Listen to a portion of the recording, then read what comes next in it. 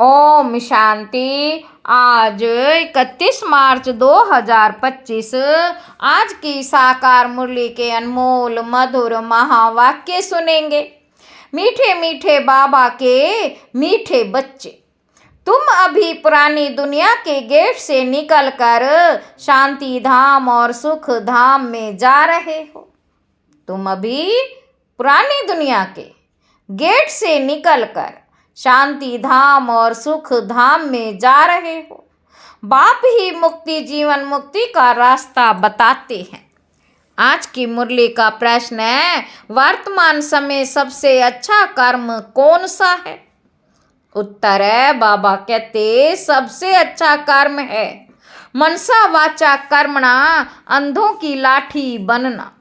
तुम बच्चों को विचार सागर मंथन करना चाहिए कि ऐसा कौन सा शब्द लिखें जो मनुष्यों को घर का, मुक्ति का और जीवन मुक्ति का रास्ता मिल जाए। मनुष्य सहज समझ लें कि यहाँ शांति सुख की दुनिया में जाने का रास्ता बताया जाता है। ओम शांति। जादूगर की बत्ती सुनी है, अलाउद्दीन की बत्ती भी गाया जाता है।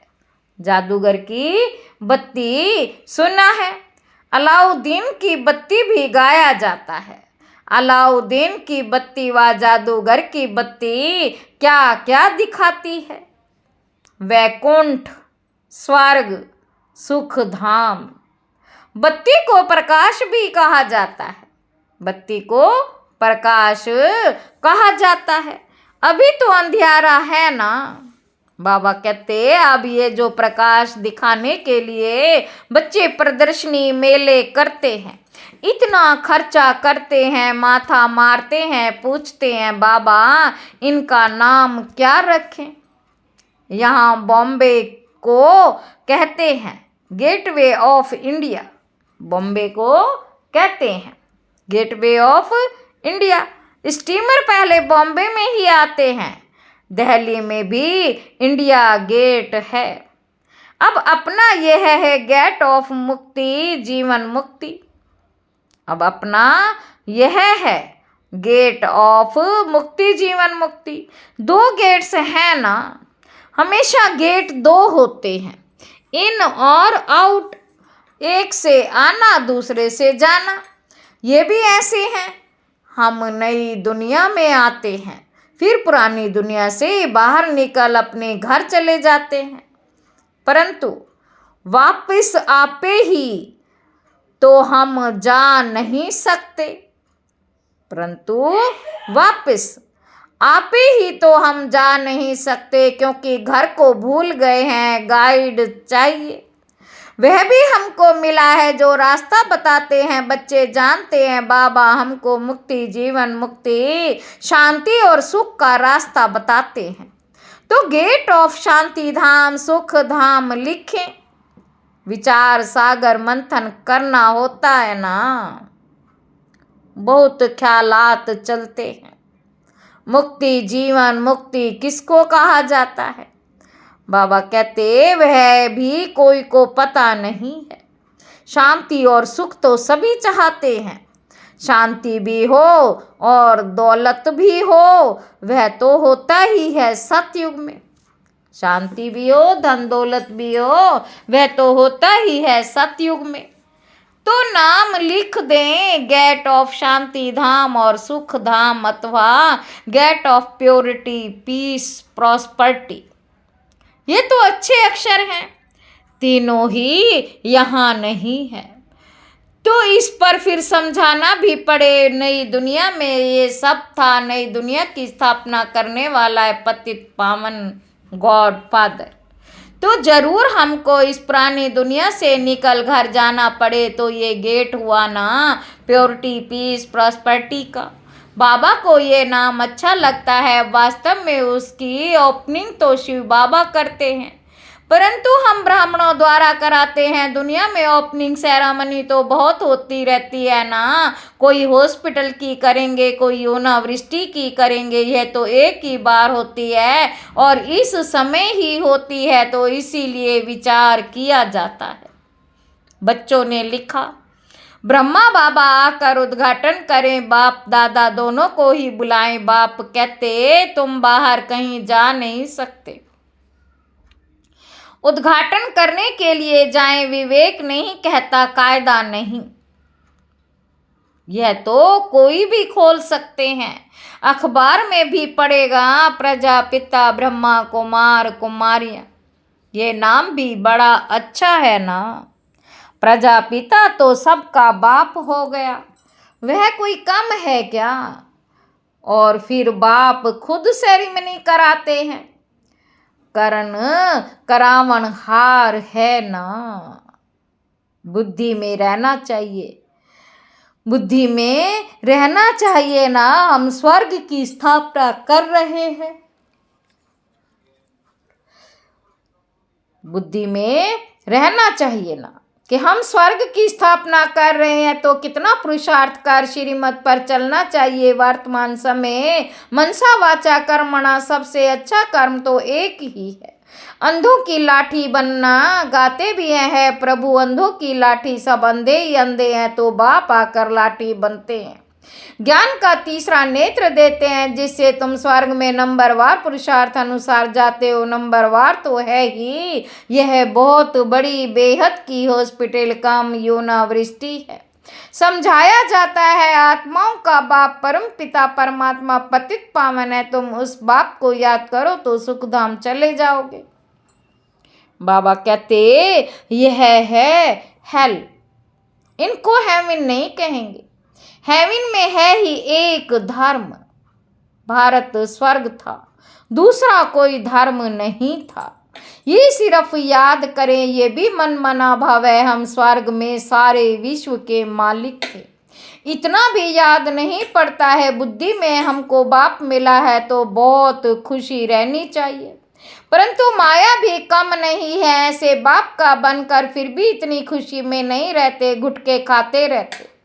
माया घड़ी घड़ी बहुत गुटके खिलाती है, शिव बाबा की याद भुला देती है। खुद भी कहते याद ठहरती नहीं, बाप गुटका खिलाते हैं।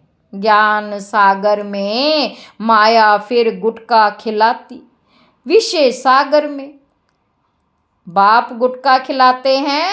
ज्ञान सागर में माया फिर गुटका खिलाती है, विषय सागर में बड़ा खुशी से गुटका खाने लग पड़ते हैं। बाप कहते हैं शिव बाबा को याद करो, माया फिर भुला देती। बाप को याद ही नहीं करते, बाप को परम पिता परमात्मा कहते हैं।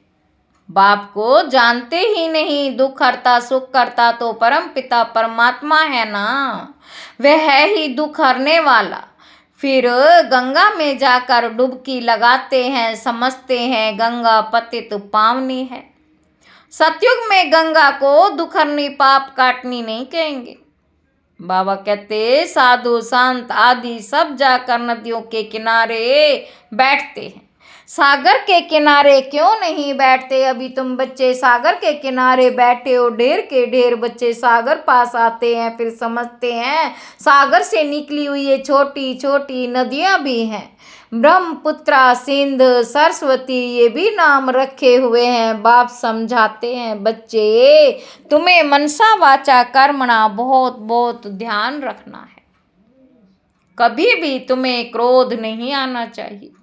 क्रोध पहले मनसा में आता, फिर वाचा और कर्मणा में भी आ जाता है। ये 3 खिड़कियां हैं, इसीलिए बाप समझाते हैं मीठे मीठे बच्चे वाचा अधिक नहीं चलाओ, शांत में रहो। वाचा में आए तो कर्मणा में आ जाएंगे। गुस्सा पहले मनसा में आता, फिर वाचा कर्मणा में आता, तीनों खिड़कियों से निकलता है। पहले मनसा में आएगा। दुनिया वाले तो एक दो को दुख देते रहते, लड़ते झगड़ते रहते हैं। तुमको तो कोई को भी दुख नहीं देना है, ख्याल भी नहीं आना चाहिए। साइलेंस में रहना बड़ा अच्छा है। तो बाप आकर स्वर्ग का अथवा सुख शांति का गेट बतलाते हैं, बच्चों को ही बतलाते हैं। बच्चों को कहते हैं तुम भी औरों को बतलाओ। प्योरिटी पीस प्रॉस्पेरिटी होती है स्वर्ग में। वहाँ कैसे जाते हैं वह समझाना है। ये महाभारत लड़ाई भी गेट खोलती है। बाबा का विचार सागर मंथन तो चलता है ना, क्या नाम रखें सवेरे विचार सागर मंथन करने से मक्खन निकलता है।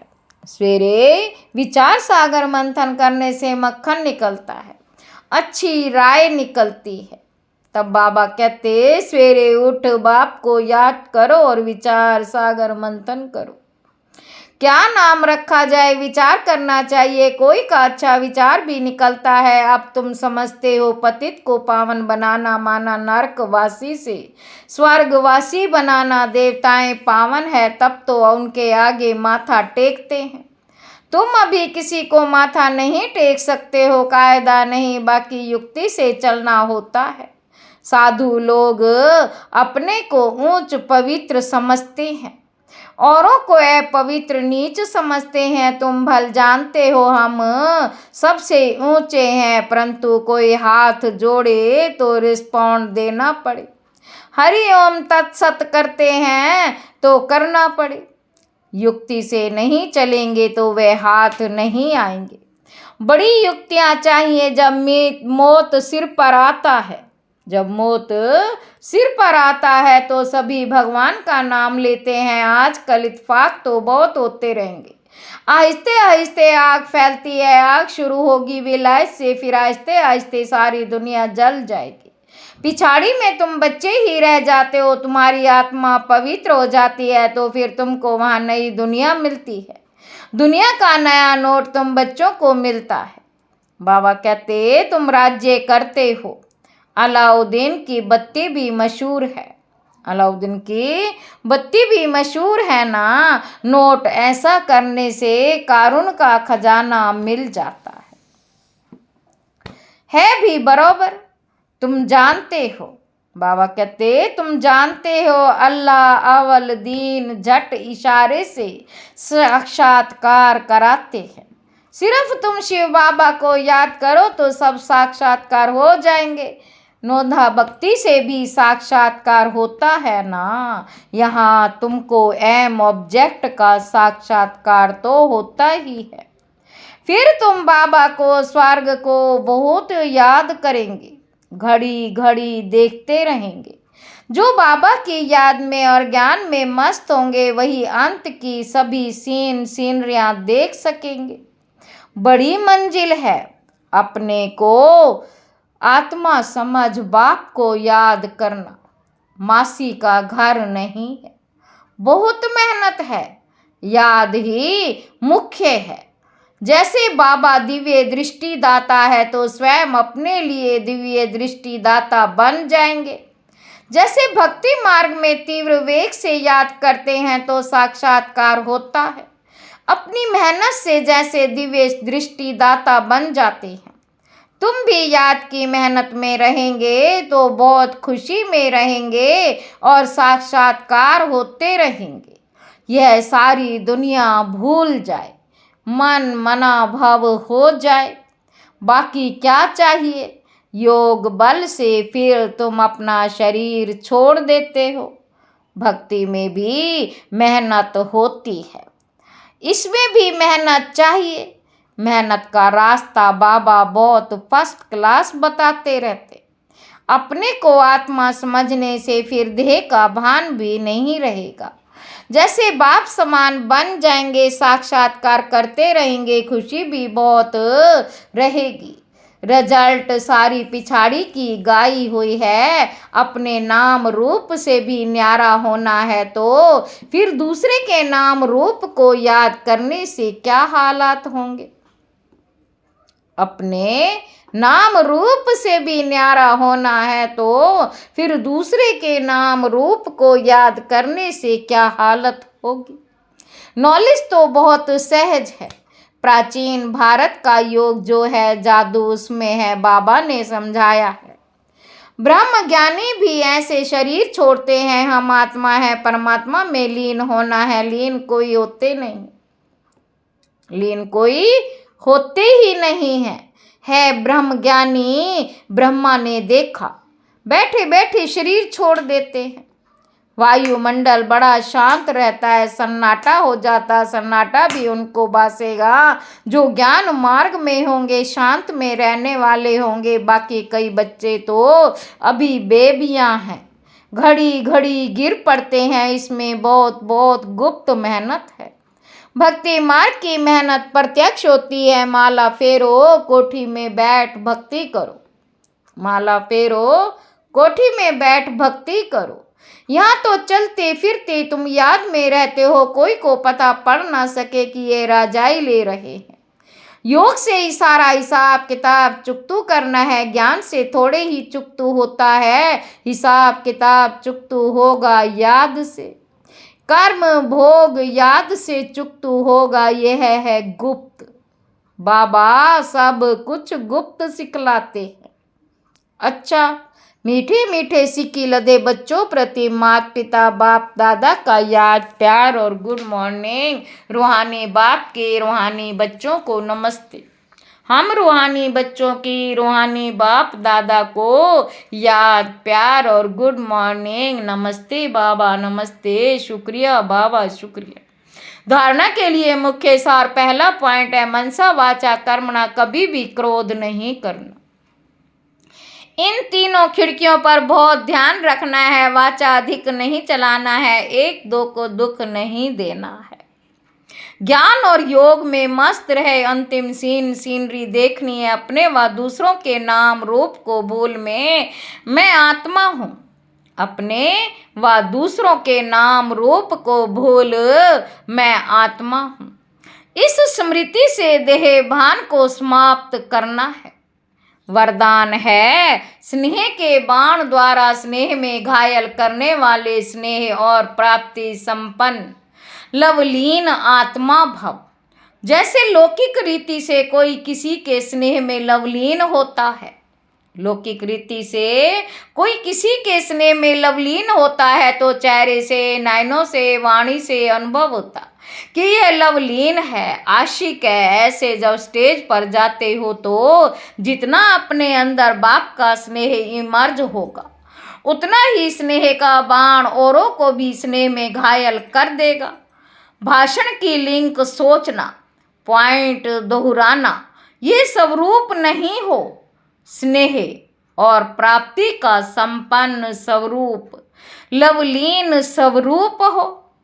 अथॉरिटी होकर बोलने से उसका प्रभाव पड़ता है। अथॉरिटी होकर बोलने से उसका प्रभाव पड़ता है। स्लोगन है संपूर्णता द्वारा समाप्ति के समय को समीप लाओ। अव्यक्त इशारे, सत्यता और सभ्यता रूपी कल्चर को अपनाओ। यह तो सब समझने लगे हैं कि यह कोई है, लेकिन यही है और यह एक ही है। ये हलचल का हल अब चलाओ। अभी और भी है, ये भी है, यहाँ तक पहुँचे हैं, लेकिन यह एक ही है। अभी ऐसा तीर लगाओ। धरनी तो बन गई और बनती जाएगी, लेकिन जो फाउंडेशन है, नवीनता है, बीज है, वह है नया ज्ञान, निस्वार्थ प्यार है, रूहानी प्यार है।